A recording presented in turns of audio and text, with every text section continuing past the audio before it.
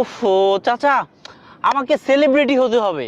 তো সেলিব্রিটি হতে হলে মানুষের কাছে নিজের পরিচয় উপস্থাপন করতে হবে না, ভিডিও তৈরি করতে হবে না? আমি তো সেজন্যই গেছিলাম চাচা। এখন এগুলো না করলে মানুষের কাছে আমি সেলিব্রিটি হব কিভাবে? চাচা সাইফুলকে অনেক বিস্ময়ের সহিত জিজ্ঞাসা করলেন, তুমি যে সেলিব্রিটি হতে চাচ্ছ, তুমি কি আসলেই জানো সত্যিকারের সেলিব্রিটি কারা?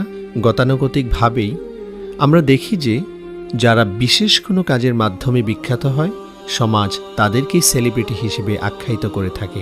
কিন্তু একটা নির্দিষ্ট সময় পর তারা যখন দুনিয়া থেকে বিদায় নেয়, সেই সাথে তাদের কর্মদক্ষতা, বিশেষ যোগ্যতা, শারীরিক শক্তি, রূপ লাবণ্য, অর্থাৎ যে বিষয়গুলো দিয়ে তারা সেলিব্রিটি হয়েছিল, সেই বিশেষ বিষয়গুলো আস্তে আস্তে সমাজের মধ্য থেকে হারিয়ে যায় এবং মানুষও তাদেরকে একটা নির্দিষ্ট সময় পর ভুলে যায়। কিন্তু তুমি কি জানো, এমন কিছু মানুষ দুনিয়াতে ছিল যাদেরকে মানুষ